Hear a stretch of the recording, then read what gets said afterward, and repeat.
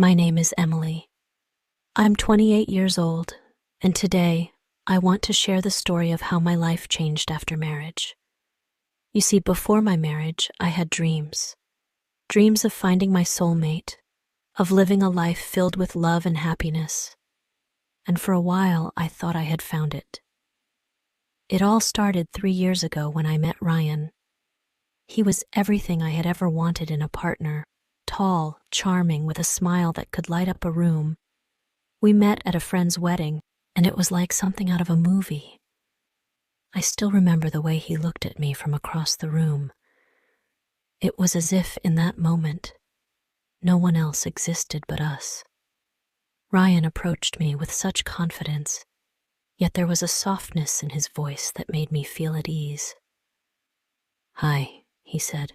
"I'm Ryan, and you are the most beautiful woman I've seen tonight."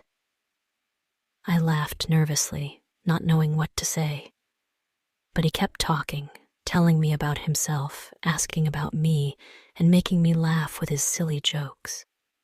By the end of the evening, we were dancing together under the fairy lights, and I felt something I had never felt before. A spark, a connection. After that night, Ryan and I started seeing each other. We went on long drives, had picnics at the park, and spent hours talking about everything: our dreams, our fears, our childhood memories. He would surprise me with flowers, leave little notes on my car, and always find ways to make me feel special. One evening, after about a year of dating, Ryan took me to the beach. The sun was setting and the sky was painted in shades of pink and orange. We walked barefoot along the shore, laughing and holding hands. Then he suddenly stopped and knelt down on one knee. My heart started racing as he pulled out a small velvet box. "Emily," he said, looking up at me with tears in his eyes. "You are the love of my life. I can't imagine a single day without you. Will you marry me?" Tears streamed down my face as I said, "Yes, yes, of course, I will." He slipped the ring onto my finger and we kissed as the waves crashed against the shore. It felt like a dream, like something out of a fairy tale. Our wedding was magical. My family adored Ryan, and his family welcomed me with open arms. We got married in a beautiful garden surrounded by flowers and fairy lights. I wore a white lace gown and Ryan couldn't take his eyes off me. We danced our first dance to Perfect by Ed Sheeran, and as he held me close, he whispered, "I will love you forever, Emily." I believed him. I believed every word he said. The first few weeks of our marriage were like a dream. Ryan and I moved into a cozy little house on the edge of town.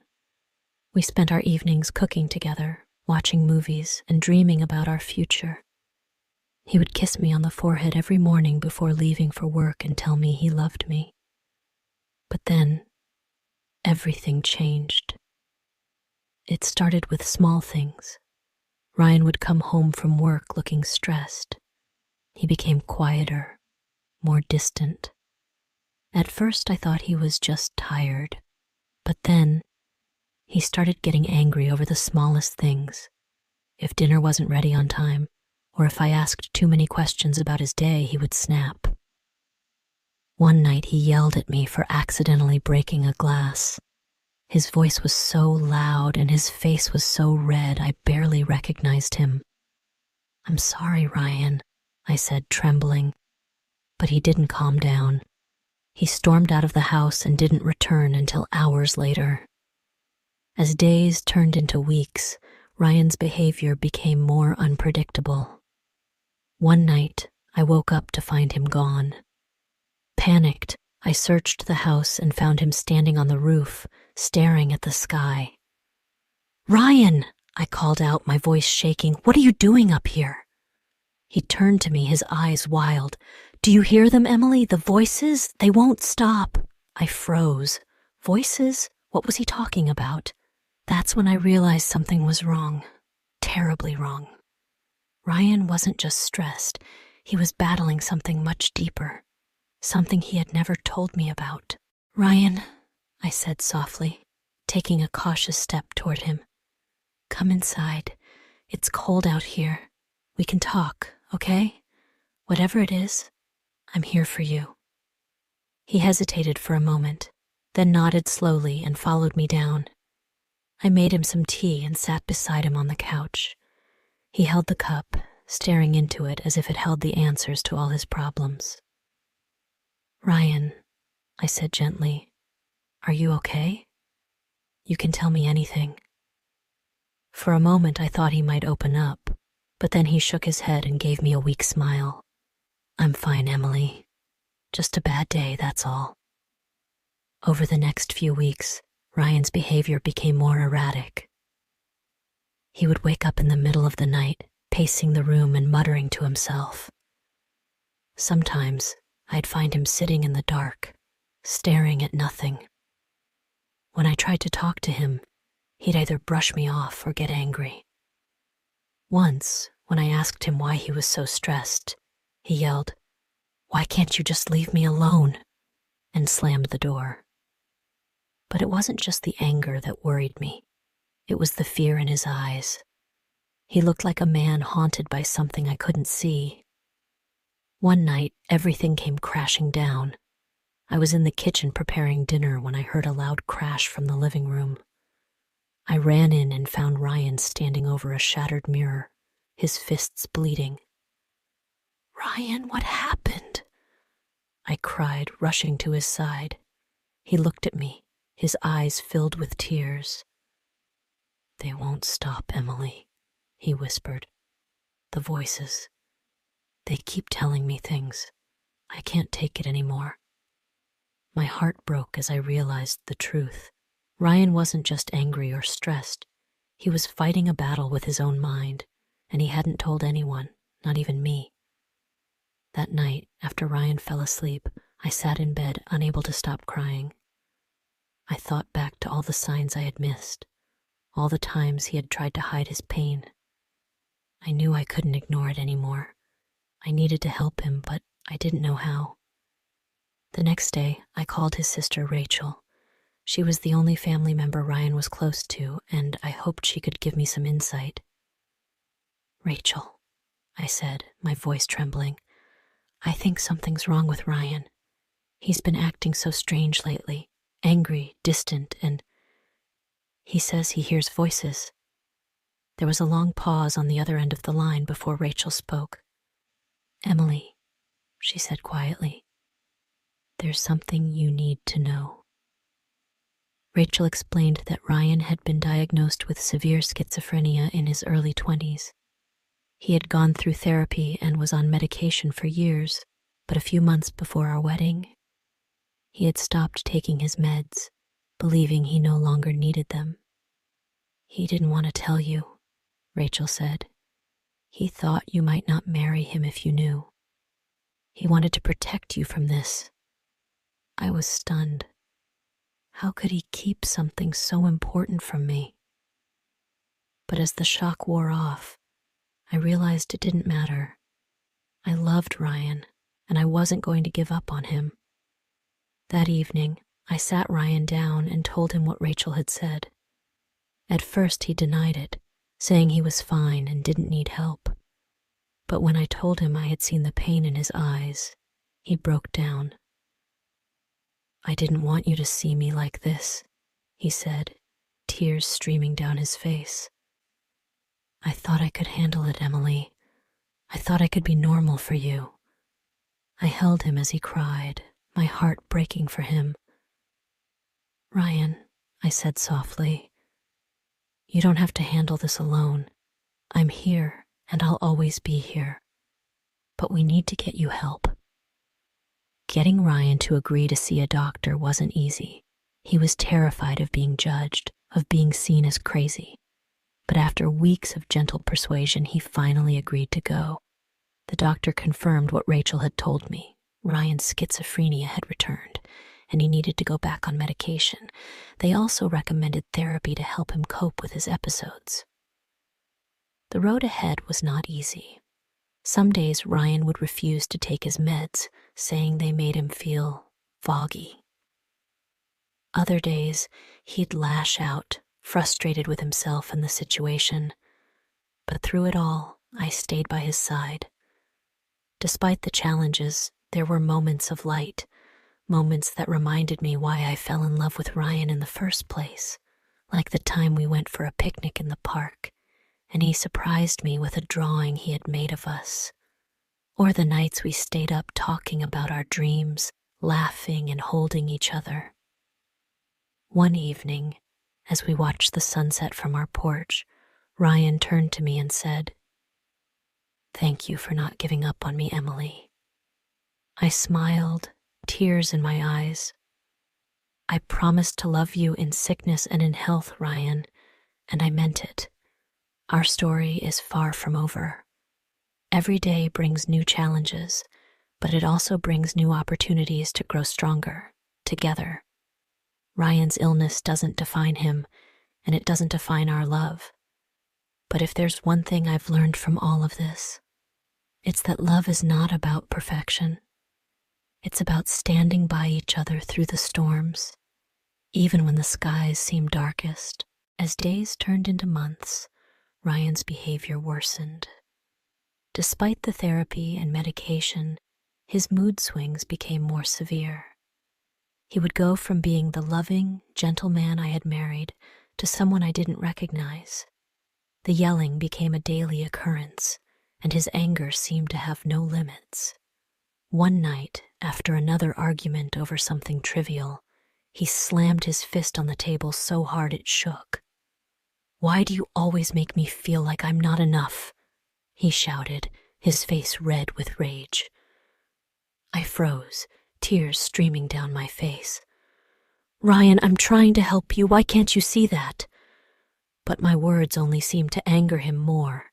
He stormed out of the house, leaving me alone in the deafening silence. The next morning, I decided I couldn't handle it on my own anymore. I called my parents and told them everything.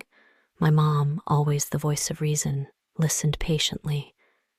"Emily," she said gently, "I know you love him, but love isn't supposed to make you feel this way. You've done everything you can, but you need to think about yourself too." Her words hit me hard. For months, I had been so focused on helping Ryan that I had completely neglected my own mental and emotional well-being. I was exhausted, constantly walking on eggshells, afraid of what might set him off next. That night, I sat alone in our bedroom, looking at our wedding photo. I remembered the vows we had made, to love and support each other through good times and bad. But how do you keep a vow when the person you love no longer treats you with love or respect? I thought about the woman I used to be, happy, confident, full of dreams. I didn't recognize that woman anymore. For the first time, I asked myself a question I had been avoiding. Is this the life I want? And for the first time, I allowed myself to answer honestly. The next day, I told Ryan we needed to talk. He sat across from me, looking tired and distant. "Ryan," I began, my voice trembling, "I love you. I always have, and I always will. But I can't keep living like this. I'm exhausted, and I feel like I've lost myself."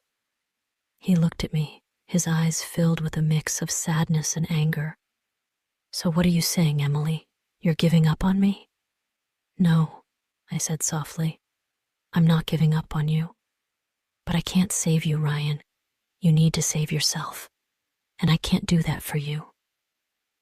It was the hardest decision I had ever made, but I knew it was the right one. The next few weeks were a whirlwind of lawyers, paperwork, and tears. Ryan begged me to stay, promising he would change, but I had heard those promises before. "I'm not leaving because I don't love you," I told him during one of our last conversations.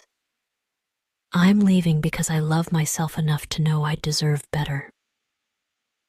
After the divorce, I moved back in with my parents. At first, I felt like a failure, as a wife, as a person. But with time, I began to heal.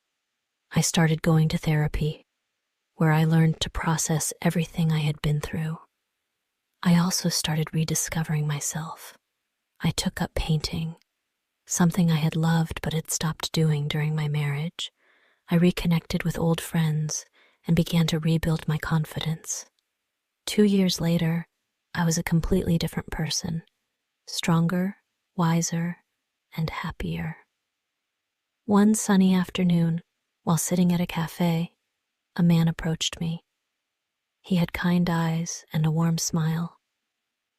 "Hi," he said. "I couldn't help but notice you from across the room. Would you mind if I joined you?" I hesitated for a moment, then smiled. "Sure." We spent hours talking, and for the first time in years, I felt something I thought I had lost: hope.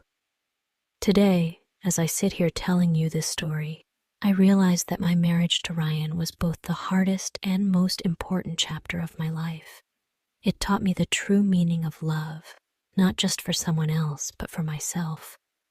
I don't blame Ryan for what happened. He was fighting battles I couldn't understand, and I hope he finds peace someday. But I've learned that sometimes the best way to love someone is to let them go. Life doesn't always go the way we plan, but it has a way of leading us to where we're meant to be. For me, that meant walking away from a relationship that was breaking me and finding the strength to start over. And as I look forward to this new chapter of my life, I carry with me the most important lesson I've ever learned. What appears perfect isn't always real, but what's real is always worth fighting for. Emily's story carries 2 very powerful lessons for anyone who is starting their journey with someone new or thinking about making a lifelong commitment. The first lesson she shared is this: think carefully before taking any big decision. Love can feel magical and overwhelming, especially in the beginning when everything seems perfect. But love alone isn't enough to build a life together. It's important to take the time to truly understand the person you're committing to.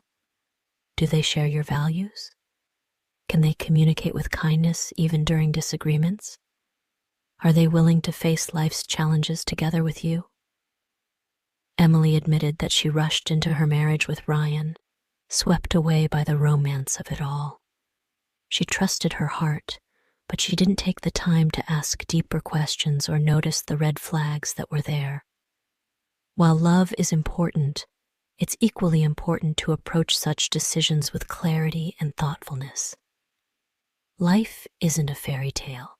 It's real, and it requires real effort. The second equally vital lesson she learned is this: a person is not always what they appear to be. What we see on the surface is often just one part of someone's story. Ryan seemed perfect, kind, romantic, and thoughtful. But beneath that exterior, he was battling issues that Emily only discovered after they were married. This doesn't mean you should distrust everyone you meet, but it does mean you should take the time to truly get to know someone before committing your life to them. Observe how they handle stress, how they treat others, and how they respond when things don't go their way. Don't let appearances blind you to the truth. Emily's experience is a reminder that love should not just feel right, it should also make sense. A lifelong commitment is one of the biggest decisions you'll ever make, and it deserves your patience, your attention, and your wisdom. Before starting a life with someone, ask yourself, do I truly know this person?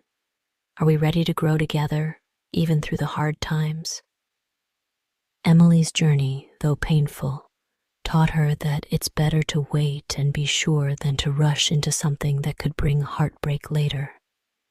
Her story encourages everyone to approach love with both their heart and their mind, ensuring that the foundation they build their life on is strong, honest, and true.